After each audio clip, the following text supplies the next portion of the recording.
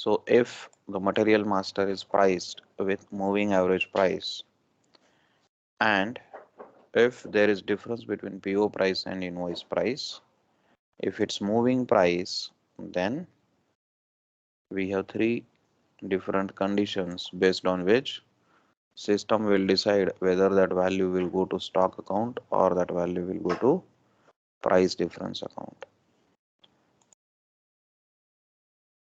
And if it's standard price in the material master record, it always goes to the price difference account if there is difference between PO price and invoice price. Today we will do the practicals of the same and try to understand how it happens. Okay, so let me open a purchase order.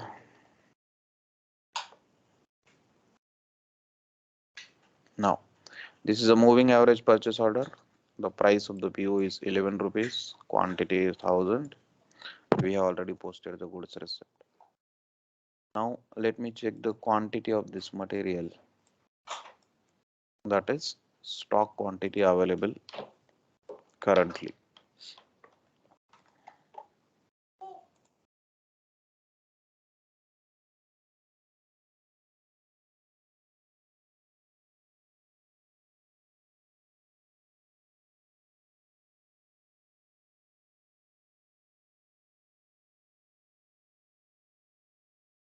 So we have 2000 quantities available in stock currently, and the PO quantity is 1000. So if I go for Miro at this point of time,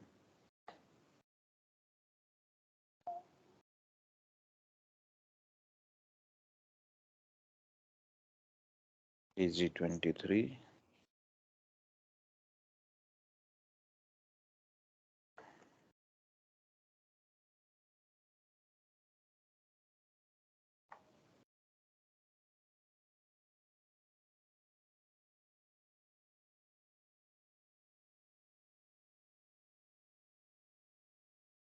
okay. So if there is difference between PO price and invoice price, अभी यहाँ पे PO price और invoice price में difference है क्या? नहीं है. PO का price 11,000 है और invoice का price भी 11,000 है. Invoice PO का price 11,000 है और invoice में मैंने 11,000 लिया है. तो यहाँ पे कोई दिक्कत नहीं आएगा because there is no price difference. यहाँ पे price difference नहीं है. तो वेंडर अकाउंट को 11,000 रुपए देना है, GRIR अकाउंट 11,000 रुपए से क्लियर हो जाएगा and this will be posted. ठीक है. Now if there is difference between PO price and invoice price, then we have a issue.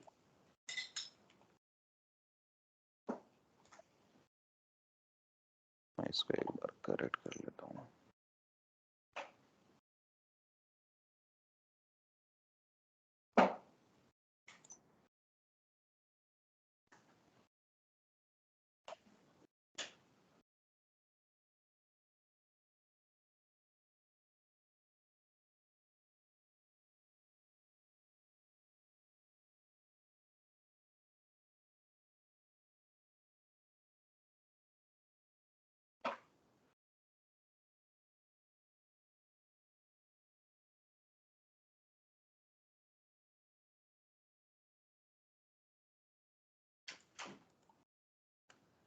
Suppose invoice में वेंडर ने क्या किया, इनवॉइस में वेंडर ने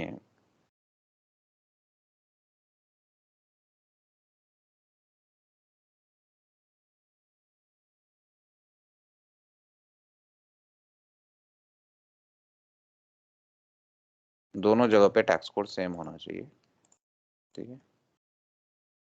now invoice instead of 11,000 vendor sends N invoice of 12,000.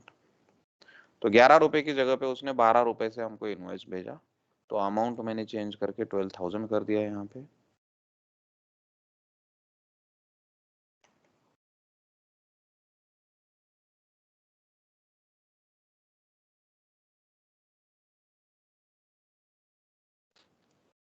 ₹1,000 का difference ले लिया मैंने. Balance zero, simulated.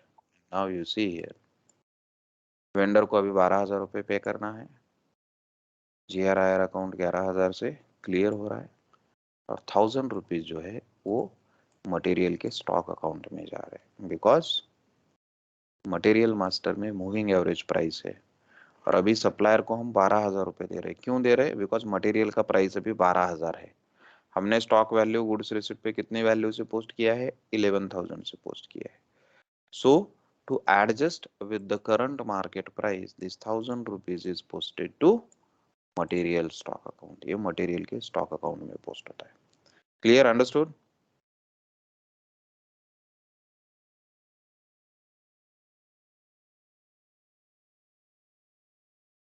यस और no? We discuss 3 conditions, right? First condition, अगर मटेरियल मास्टर में मूविंग एवरेज प्राइस है तो ये 3 कंडीशंस हमने कल डिस्कस की थी। Moving average price,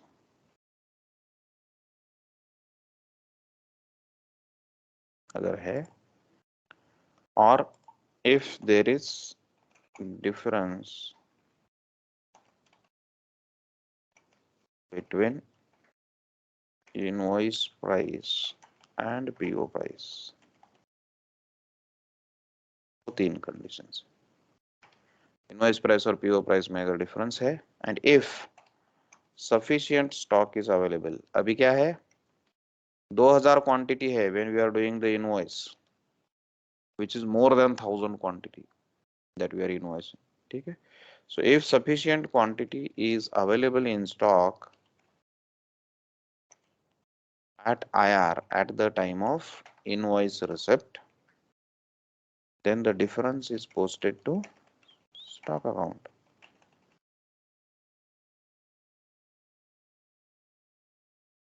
That's what we are seeing here.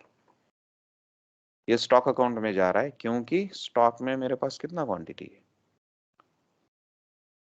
Stock में मेरे पास 2,000 क्वांटिटी है, which is greater than 1,000. That's the reason it is posted to stock account. अगर मैं इसको पोस्ट कर दूं तो ये पोस्ट हो जाएगा। I am not posting it, going back,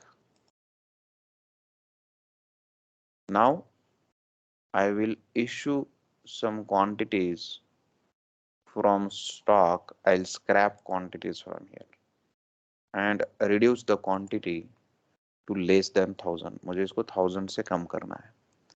So I'll go to Migo, I'll scrap the quantities, goods issue 1. तो ये स्क्रैपिंग क्या होता है हम बाद में देखेंगे। स्क्रैप मतलब जो मटेरियल आप यूज नहीं कर रहे हो उसको आप स्क्रैप कर सकते हो।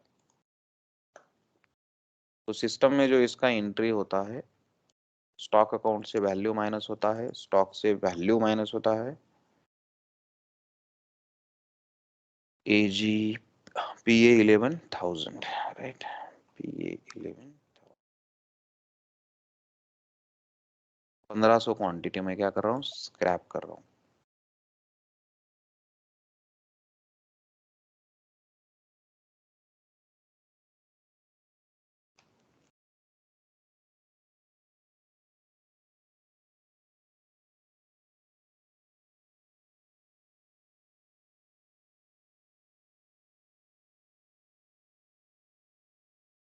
Post it.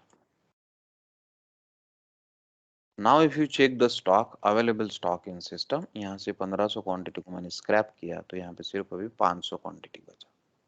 ठीक है? So we created a PO, we did the goods receipt करन किया हमने 1,000 क्वांटिटी का, और उस 1,000 में से 500 क्वांटिटी अभी यूज हो गया। स्टॉक में सिर्फ 500 क्वांटिटी अवेलेबल है। Now if you go to book the invoice, अगर आप अब इनवॉइस करोगे तो स्टॉक में सिर्फ 500 क्वांटिटी है। ठीक है? और वेंडर ने हमको क्या किया? यहाँ पे प्राइस का डिफरेंस दिया, 12,000 से इनवॉइस किया। The second condition applies now. There is difference between invoice price and PO price, and we have insufficient quantity in the stock. Stock में 1,000 क्वांटिटी नहीं है, हम इनवॉइस कितनी क्वांटिटी का कर रहे हैं? 1,000 क्वांटिटी का, बट अभी मेरे पास अवेलेबल सिर्फ 500 क्वांटिटी है। तो जो डिफरेंस आएगा 500 क्वांटिटी का रेलेवेंट डिफरेंस जो है वो स्टॉक अकाउंट में चला जाएगा और 500 क्वांटिटी का रिलेवेंट डिफरेंस जो है वो प्राइस डिफरेंस अकाउंट में चला जाएगा.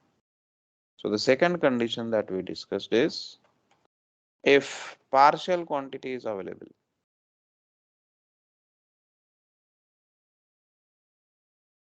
in stock at IR. तो जब हम इनवॉइस रिसिप्ट कर रहे हैं तब अगर पार्शियल क्वांटिटी है तो क्वांटिटी के प्रोपोर्शन में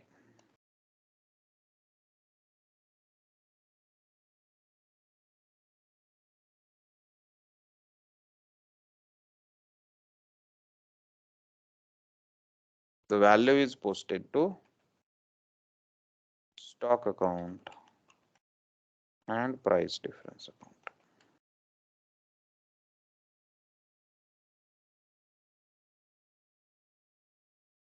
See here now, simulate it.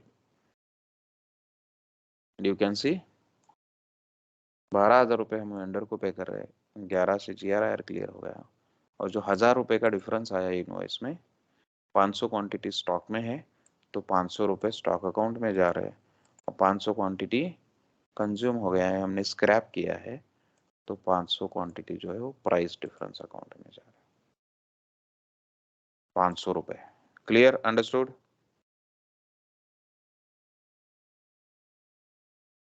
Sir ये बताओ ना फिर से. क्या समझ में नहीं आया? ये 500 रुपये इस इसमें जाते प्राइस इसमें और अभी जो आपने बताए. ये देखो ध्यान देना, ठीक है.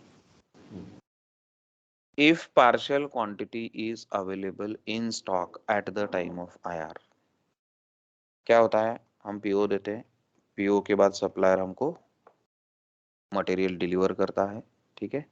तो पीओ सपोज करो हमने आज बनाया 21/9/2020, गुड्स रिसिप्ट किया हमने, या सपोज करो हमने पीओ बनाया था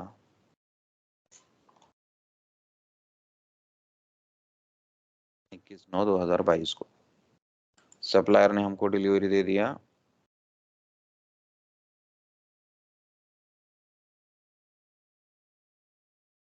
20 दिसंबर में उसने हमको डिलीवरी दे दिया, 90 डेज का उसका डिलीवरी टाइम है जो भी है, ठीक है. उसने हमको यहाँ पे डिलीवर कर दिया. तो इनवॉइस इमीडिएटली गुड्स रिसिप्ट के बाद होगा या नहीं होगा, इट डिपेंड्स. इनवॉइस इमीडिएटली भी हो सकता है और कुछ दिनों के बाद भी हो सकता है. तो हमने पीओ 1000 क्वांटिटी का दिया, गुड्स रिसिप्ट 1000 क्वांटिटी का किया, अभी इनवॉइस पोस्ट करने जा रहे हैं. अभी इनवॉइस सपोज हम पोस्ट कर रहे हैं 15 जनवरी को, ठीक है. इनवॉइस कब पोस्ट कर रहे हैं? 15 जनवरी को, मतलब 15 दिन के बाद. यहाँ पे गुड्स रिसिप्ट हुआ उसके 15 दिन के बाद हम इनवॉइस पोस्ट कर रहे हैं. तो 15 दिन के बाद जरूरी नहीं है कि ये 1000 क्वांटिटी स्टॉक में अवेलेबल हो. अगर है तो पहला कंडीशन अप्लाई होगा. 1000 क्वांटिटी का मैं इनवॉइस कर रहा हूं और अगर 1000 क्वांटिटी स्टॉक में है तो जो भी डिफरेंस आएगा पीओ प्राइस और इनवॉइस प्राइस में वो स्टॉक अकाउंट में जाएगा. अगर ये 1000 क्वांटिटी में से 15 दिनों में 500 क्वांटिटी यूज होता है और स्टॉक में सिर्फ 500 क्वांटिटी बचता है, तो जो पीओ प्राइस और इनवॉइस प्राइस में डिफरेंस आएगा उसमें से जितना क्वांटिटी स्टॉक में है उतने क्वांटिटी के प्रोपोर्शन में ही वैल्यू स्टॉक अकाउंट को पोस्ट किया जा सकता है. बाकी का जो वैल्यू रहेगा difference amount that is posted to price difference. ठीक है. स्टॉक अकाउंट में पूरा क्यों नहीं पोस्ट कर सकते? बिकॉज स्टॉक अकाउंट में पूरा अगर पोस्ट करना है तो उतना क्वांटिटी स्टॉक में होना चाहिए.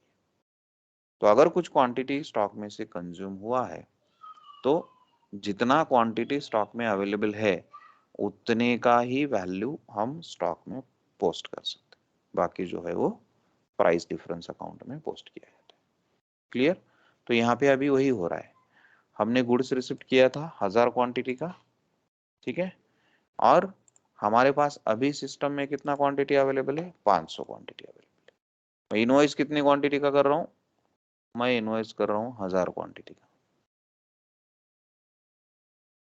ये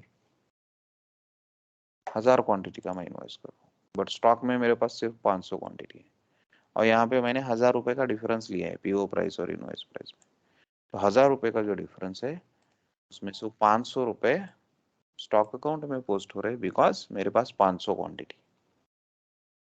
तो जितना क्वांटिटी है उतने क्वांटिटी का रेलेवेंट अमाउंट स्टॉक अकाउंट में जाएगा, और जितना क्वांटिटी मेरे पास नहीं है, यूज हुआ है, उतने का रेलेवेंट अमाउंट जो है वो प्राइस डिफरेंस अकाउंट में जाएगा। क्लियर? Yes sir. अभी मैं इसको भी पोस्ट नहीं कर रहा हूँ। Let's go back. Now the third condition. Third condition क्या बोलता है? अगर सारा का सारा क्वांटिटी कंज्यूम है, if no stock is available at invoice receipt. हम इनवॉइस पोस्ट करने जा रहे हैं, बट यहाँ पे जो 1000 क्वांटिटी हमने रिसीव किया था, सारा का सारा कंज्यूम हो गया और स्टॉक में 0 क्वांटिटी है। और पीओ प्राइस और इनवॉइस प्राइस में अगर डिफरेंस आता है, तो that difference is posted to price difference account. क्योंकि स्टॉक में कुछ नहीं है, तो स्टॉक में अमाउंट पोस्ट नहीं किया जा सकता। So total amount will be posted to price difference account.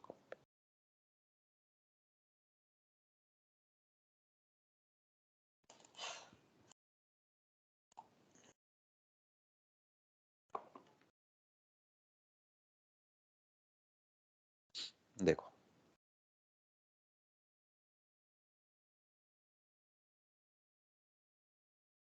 अच्छा, ये अभी भी वही दिखा रहा है क्योंकि मैंने स्टॉक जो है 0 नहीं किया है। यहाँ पे 500 क्वांटिटी अभी भी अवेलेबल है। So first we need to do a MIGO. वापस मैं गुड्स इशू करता हूँ। रिमेनिंग 500 क्वांटिटीज को भी मैं स्क्रैप कर देता हूँ, तो स्टॉक 0 करना पड़ेगा।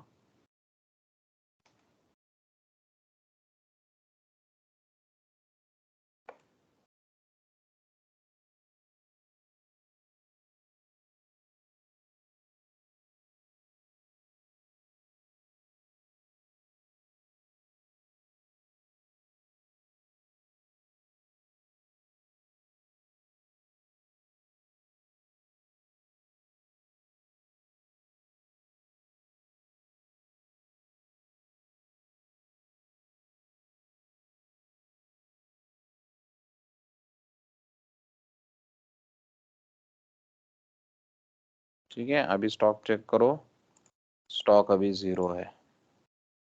मैंने रिमेनिंग 500 क्वांटिटी को भी स्क्रैप कर दिया। Now the present stock is 0। Now if you go to do the MIRO, अगर आप इनवॉइस करोगे तो जो डिफरेंस है वो डिफरेंस कहाँ चला जाएगा? प्राइस डिफरेंस अकाउंट में चला जाएगा।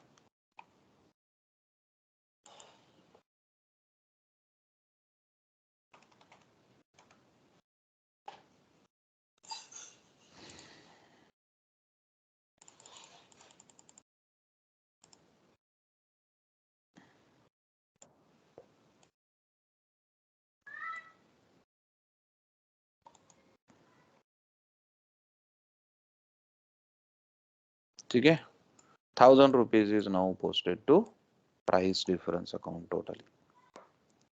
Clear? Understood? So the third condition is if no stock is available at the time of IR, difference amount is posted to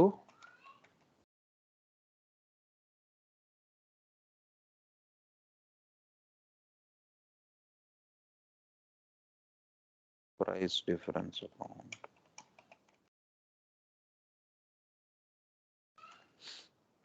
This is how it is. Got it? Clear? तो ये सिर्फ तभी होगा जब material master में moving average price है तब।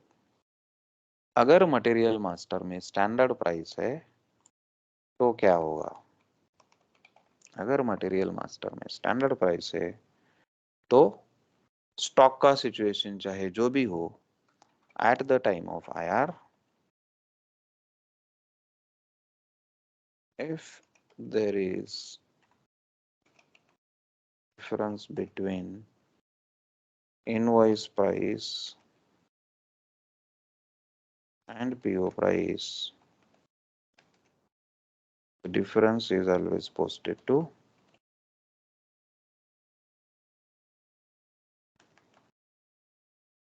price difference account,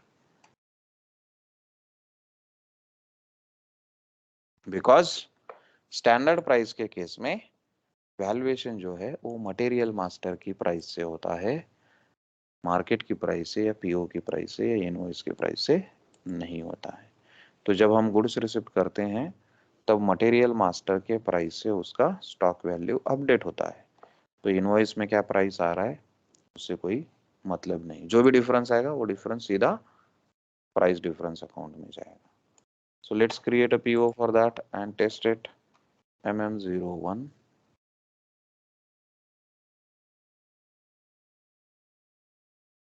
basic data, purchasing data, accounting data, standard IR valuation.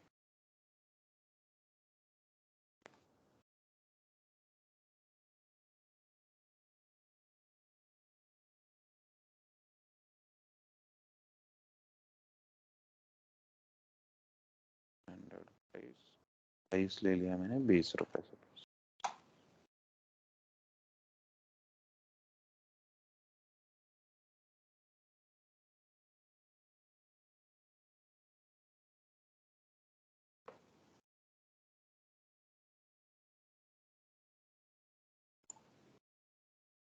पाँच सौ क्वान्टिटी मैं ले लेता हूँ यहाँ पे, ठीक है। सपोज पीओ का प्राइस है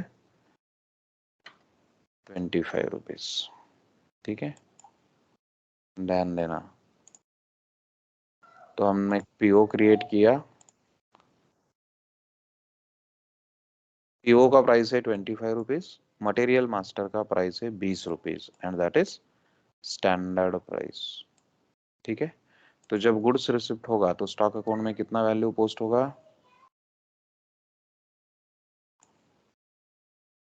yes, tell me. Goods receipt with reference to PO number, PO number copy किया, यस, कितना वैल्यू पोस्ट होगा?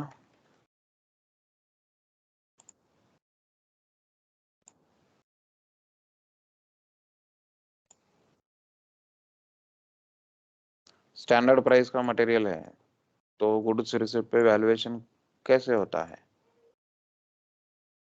मटेरियल मास्टर की प्राइस से होता है। तो मटेरियल मास्टर का price 20 into 500 quantity,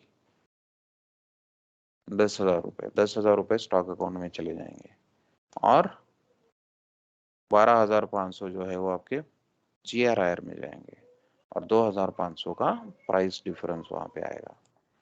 post it, display, check the accounting document. 10,000 stock account में गए क्योंकि मटेरियल मास्टर में स्टैंडर्ड प्राइस है 20 रुपए। सो 20 इंटू 500, 10,000 रुपए में स्टॉक का वैल्यू बढ़ा, GRIR में 12,500 और प्राइस डिफरेंस में 2,500। Now if I go to MIRO sorry, अगर मैं इनवॉइस पोस्ट करने जाता हूं और इनवॉइस अगर सेम प्राइस का आता है तो हमको कोई प्रॉब्लम नहीं है। 12,500 ही ले लिया मैंने यहाँ पे, तो कोई दिक्कत होगी क्या? नहीं होगी, बिकॉज 12,500 का पीओ है, 12,500 का इनवॉइस आएगा, तो वेंडर को 12,500 पे कर सकते हैं और 12,500 से GRIR अकाउंट क्लियर होगा। बट अगर यहाँ पे सप्लायर ने हमको कुछ डिफरेंस दिया प्राइस में,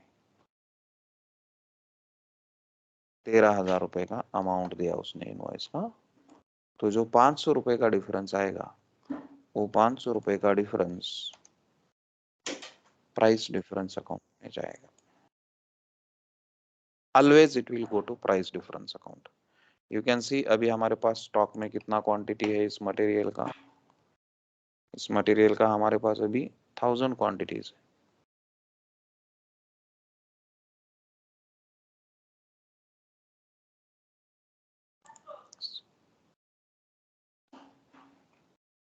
अच्छा, 500 क्वांटिटी का हमने जीआर किया है, तो 500 क्वांटिटी स्टॉक में है, फिर भी प्राइस डिफरेंस अकाउंट को पोस्ट कर रहा है। The reason is it is standard price. Standard price में स्टॉक का वैल्यू जो होता है वो मटेरियल मास्टर की प्राइस से होता है। तो मटेरियल मास्टर में 20 रुपए था, 20 इंटू 500, 10,000 हमने गुड्स रिसिप्ट पे ऑलरेडी स्टॉक अकाउंट में वैल्यू 10,000 पोस्ट किया है। अभी इनवॉइस अगर वेंडर 13,000 का भी दे रहा है तो उससे मेरे स्टॉक का वैल्यू चेंज नहीं होगा। हमने एग्री किया था वेंडर के साथ 12,500 रुपए में 500 क्वांटिटी। अभी बट हम जब उसका गुड्स रिसिप्ट करते हैं तो स्टॉक का वैल्यू मटेरियल मास्टर की प्राइस से कैलकुलेट करते हैं। तो जब पीओ की प्राइस से नहीं किया था, मटेरियल मास्टर की प्राइस से किया था, तो इनवॉइस में अगर अलग प्राइस आता है तो no need to update it to stock account. तो ये फर्क नहीं पड़ता है कि इनवॉइस पे क्या प्राइस है या पीओ पे क्या प्राइस है। कब? अगर मटेरियल मास्टर में स्टैंडर्ड प्राइस है तो। स्टैंडर्ड प्राइस का मीनिंग सिंपल है, एक कांस्टेंट प्राइस के साथ हम अपने मटेरियल का वैल्यूएशन करते हैं जो गुड्स रिसिप्ट पे ऑलरेडी पोस्ट हुआ है।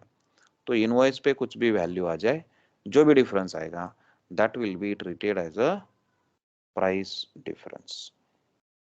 Clear? Posted, it will be posted. So this is what is material valuation.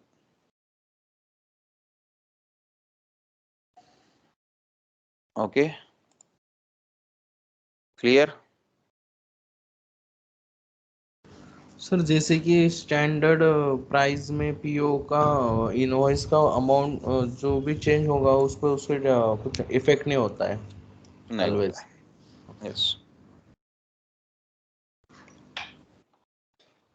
ठीक है, so PO history is updated, goods receipt हुआ, इनवॉइस रिसिप्ट पोस्ट हुआ।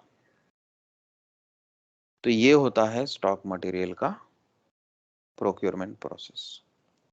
स्टॉक मटेरियल किसको बोलेंगे? ऐसा मटेरियल जिसके मटेरियल टाइप में क्वांटिटी अपडेट और वैल्यू अपडेट सिलेक्टेड है। ठीक है, हमने देखा था।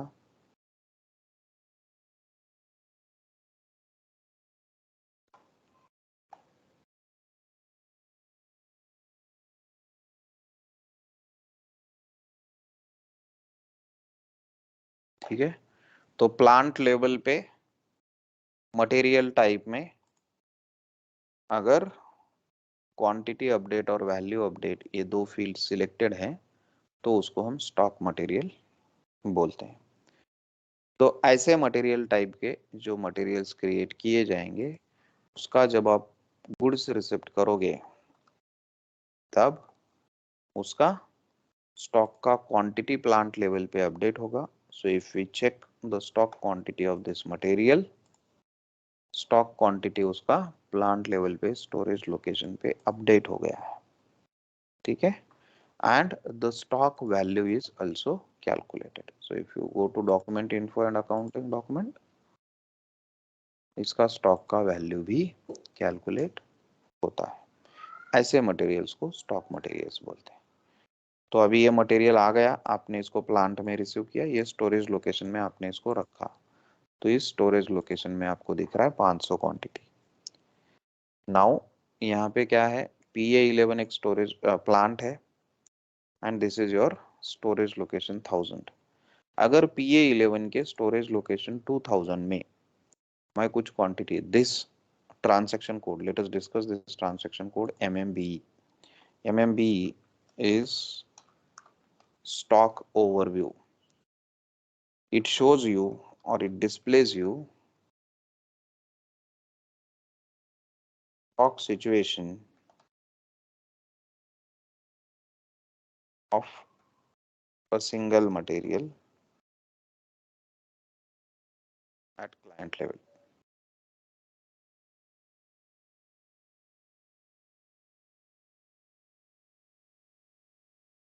एक मटेरियल का आपके सिस्टम में कितना स्टॉक है, कौन से कंपनी कोड, अगर एक से ज्यादा कंपनी कोड में यूज होता है तो हर एक कंपनी कोड वाइज दिखाएगा। अगर एक ही कंपनी कोड है, अलग अलग प्लांट है, तो एक कंपनी कोड में जितने सारे प्लांट है वो सबका वो आपको कहाँ पे कितना स्टॉक क्वांटिटी है वो आपको बता देगा। That is the purpose of this transaction code, stock overview. ठीक है, तो अभी ये मटेरियल इस प्लांट में इस स्टोरेज लोकेशन में 500 क्वांटिटी है, इसलिए हमको यहाँ पे 500 क्वांटिटी दिख रहा है। अगर मैं इसका वापस एक पीओ बना के गुड्स रिसिप्ट कर देता हूँ,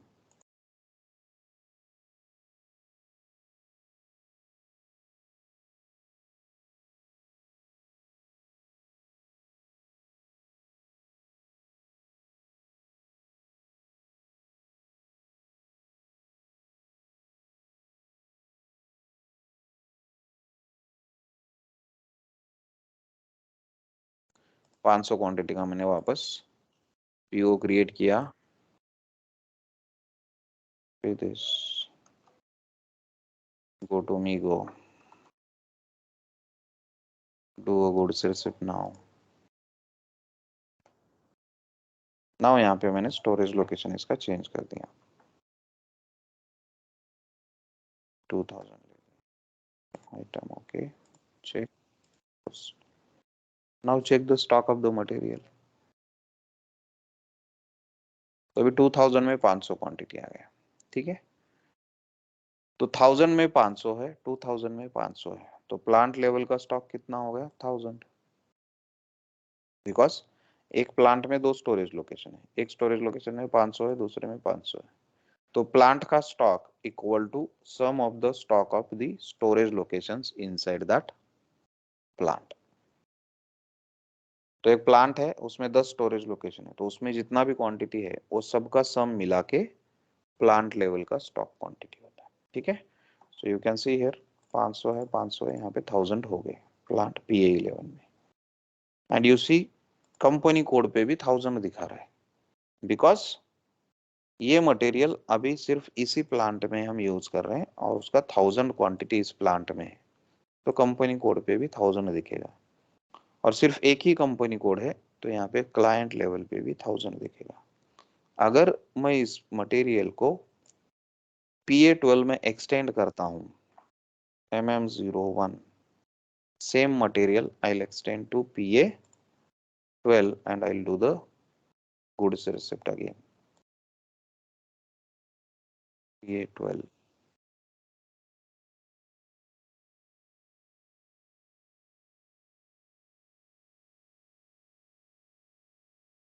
ठीक है, PA12 में मैंने मटेरियल को क्रिएट किया, I'll create one more PO।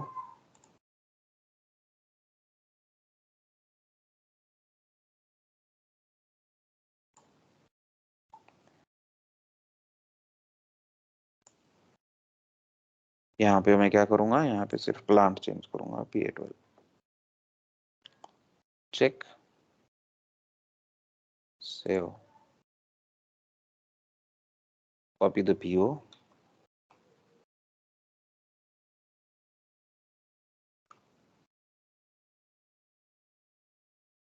do the goods receipt।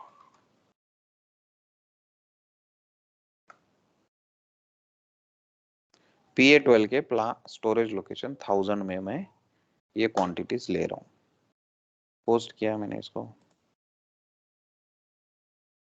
Now check the stock, so you can see PA11 में 1000 क्वांटिटी है, PA12 में 500 क्वांटिटी है, तो कंपनी कोड लेवल पे अभी कितना हो गया, 1500 क्वांटिटी हो गया। Plant PA11 plus plant PA12 का sum equal to company code quantity. अगर यहाँ पे कोई और कंपनी कोड होता तो दोनों का सम मिला के आपको यहाँ पे डिस्प्ले होता। ठीक है, so this is how this stock overview screen displays you stock situation of a single material। now यहाँ पे आपको unrestricted use, quality inspection, reserve, receipt reservation, on order stock, ऐसे अलग अलग बकेट्स दिख रहे हैं, अलग अलग कॉलम्स दिख रहे हैं। What is the meaning of this columns? तो जो भी हमारा स्टॉक है, that stock can be present in different stock types, अलग अलग टाइप के स्टॉक टाइप्स होते हैं। तो जो इंपॉर्टेंट स्टॉक टाइप्स है या थ्री, जिनको बेसिक स्टॉक टाइप्स हम बोलते हैं,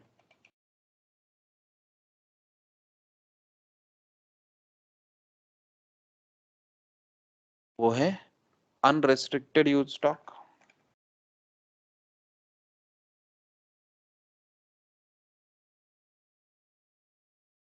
quality inspection stock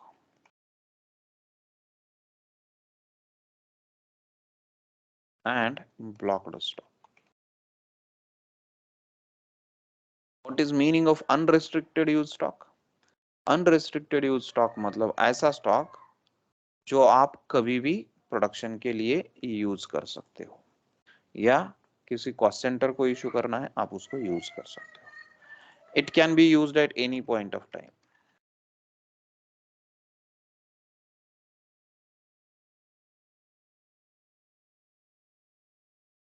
for production slash consumption. ठीक है। Quality inspection stock is the stock that is under inspection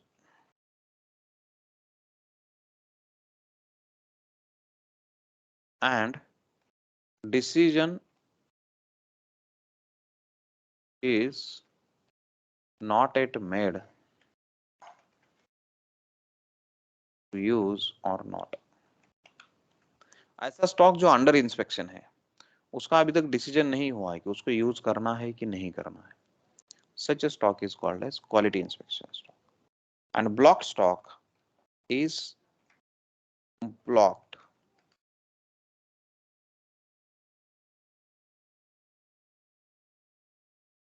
for not to use।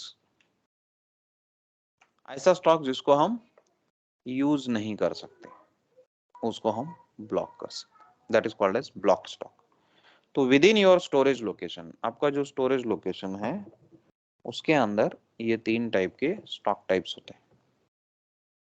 और the logical bifurcation of your storage location, storage location में जो quantity है उसको logically तीन stock type में divide किया जाता है, unrestricted, quality inspection and block stock.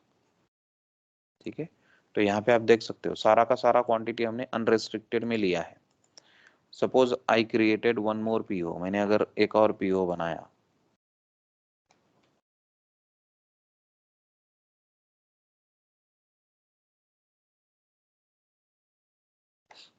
Save किया,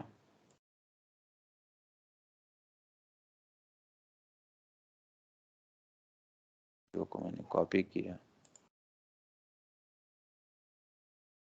go to Migo, goods receipt। Now, suppose this material which I have ordered is subject to quality inspection। मतलब जब इसका गुड्स रिसिप्ट होगा तो पहले वो क्वालिटी के अंडर में रिसीव होगा, so that somebody needs to check all the quality parameters that we have set for this material before we do the goods receipt। ठीक है। तो यहाँ पे हम स्टॉक टाइप को सिलेक्ट कर सकते हैं, क्वालिटी में लेना है, अनरेस्ट्रिक्टेड में लेना है या ब्लॉक में लेना है। बाय डिफॉल्ट यहाँ पे अनरेस्ट्रिक्टेड होता है। अगर हमको क्वालिटी में लेना है तो हम यहाँ पे क्वालिटी इंस्पेक्शन सिलेक्ट कर सकते हैं, अगर हमको ब्लॉक में लेना है तो हम यहाँ पे ब्लॉक सिलेक्ट कर सकते हैं। तो क्वालिटी, अगर material subject to quality check है तो उसको क्वालिटी इंस्पेक्शन में लिया जाता है।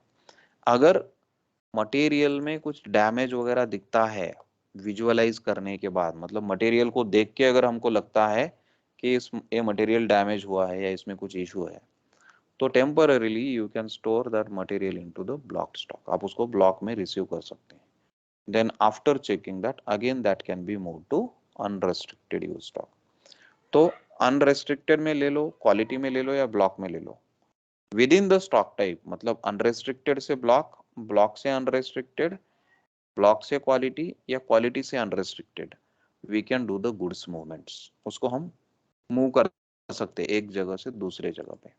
तो मैंने यहाँ पे क्वालिटी इंस्पेक्शन में ले लिया, सपोज अभी चेक किया, पोस्ट किया।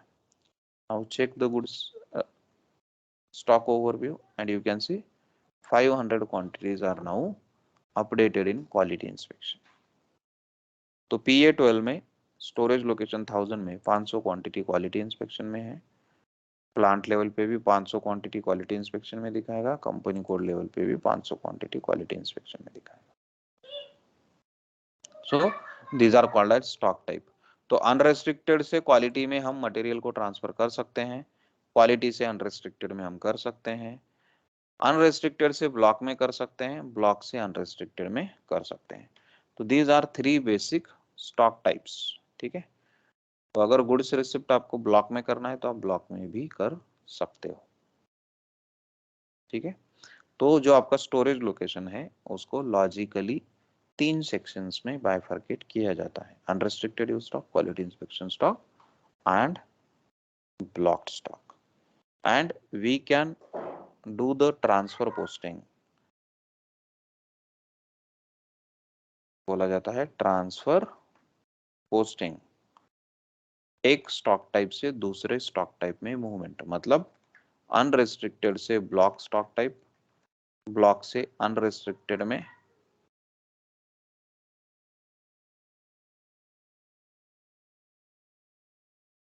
अनरेस्ट्रिक्टेड से क्वालिटी में, क्वालिटी से अनरेस्ट्रिक्टेड में, ब्लॉक से क्वालिटी में और क्वालिटी से ब्लॉक में. So within a storage location you can do this movements. अभी 500 क्वांटिटी यहाँ पे अनरेस्ट्रिक्टेड में है,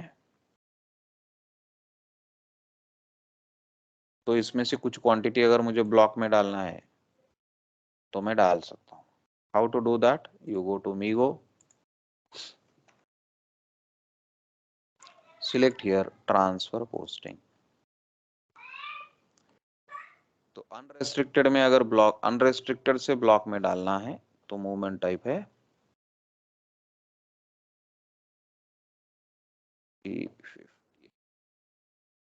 transfer posting reversal block to quality. Sorry, ये ब्लॉक टू क्वालिटी का है.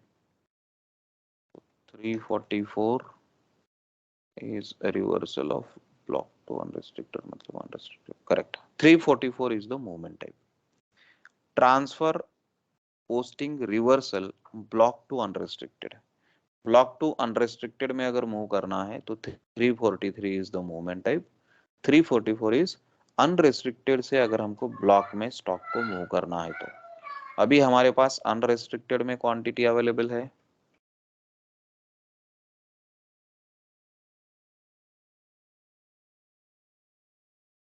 अभी हमारे पास अनरेस्ट्रिक्टेड में 500 क्वांटिटी अवेलेबल है, तो इसको मुझे मूव करना है कहाँ पे? ब्लॉक स्टॉक में. तो उसको कैसे करना है? तो यहाँ पे आप मटेरियल डालोगे सबसे पहले,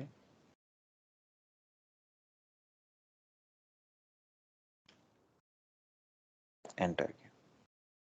प्लांट PA12 से डालना है तो हम यहाँ पे PA12 डालेंगे. Storage location 1000. ठीक है. तो सोर्स क्या है? PA12 के 1000 के अनरेस्ट्रिक्टेड से. सो मटेरियल ये है, प्लांट PA12 है, स्टोरेज लोकेशन 1000 है, इसके अनरेस्ट्रिक्टेड स्टॉक से क्वालिटी इंस्पेक्शन में हम मूव कर रहे हैं. तो डेस्टिनेशन देखो, this is destination and this is source. तो सोर्स ये मटेरियल है, ये प्लांट है, ये स्टोरेज लोकेशन है. डेस्टिनेशन भी मटेरियल और plant and storage location is same. Only क्या चेंज हो रहा है? स्टोरेज लोकेशन सेम है, प्लांट सेम है, only the identification is changing. पहले जो अभी अनरेस्ट्रिक्टेड था उसको हम ब्लॉक में डाल रहे हैं. सपोज करो एक रूम में, ठीक है, और एक रूम में 100 मैंगोज रखे हुए हैं. ठीक है. तो आउट ऑफ 100 मैंगोज अभी वो अनरेस्ट्रिक्टेड है, मतलब अभी जब आपने उसको लाके रूम में स्टोर किया तो सारे मैंगोज ओके हैं, आप उसको कंज्यूम कर सकते हो, खा सकते हो. 2 दिन बाद आप रूम में गए, आपने चेक किया, मतलब आप जैसे रूम में गए और आपने मैंगोज को चेक किया तो आपके समझ में आया कि कुछ मैंगोज जो है खराब हो चुके हैं. सपोज करो 10 मैंगोज जो है वो स्पॉइल हो चुके हैं, खराब हो चुके हैं. You can not use them, you can not consume them. तो आपने क्या किया? वो 10 मैंगो को वो 100 मैंगो से निकाल के उसी रूम में अलग में रख दिया, अलग साइड पे रख दिया, एक कोने में रख दिया, एक कॉर्नर में रख दिया. So those 10 quantities now are referred as blocked stock. उसको आप फेंक दोगे, उसको स्क्रैप कर दोगे, ठीक है। So that's how it is. तो यहाँ पे मैंने अगर 500 में से 100 क्वांटिटी ब्लॉक में डालना है तो मैं यहाँ पे 100 क्वांटिटी एंटर करूंगा, check it and you can post it. Now you refresh the stock, तो यहाँ से 400 क्वांटिटी में से 100 क्वांटिटी माइनस हो गया और वो कहाँ पे चला गया, अभी ब्लॉक्ड स्टॉक में चला गया, इसी स्टोरेज लोकेशन में। स्टोरेज लोकेशन 1000 ही है, पहले 100 क्वांटिटी अनरिस्ट्रिक्टेड था, अभी वो ब्लॉक में चला गया, ठीक है। So likewise you can move the material from one stock type to other stock type. This is called as transfer posting within the stock type. So unrestricted to block 344, block to unrestricted 343 is the movement type, unrestricted to quality 322, 321, 349 and 350, ठीक है। तो ये transactions आपको आज post करके देखना है, ठीक है। So this completes your stock material procurement. तो स्टॉक मटेरियल प्रोक्योरमेंट में इंपॉर्टेंट क्या था, पहले तो कौन से मटेरियल को स्टॉक मटेरियल बोलेंगे, तो उसके कॉन्फ़िगरेशन में मटेरियल टाइप में प्लांट लेवल पे क्वांटिटी अपडेट, वैल्यू अपडेट होना चाहिए। Then we create a PO for stock material to receive that material from the supplier.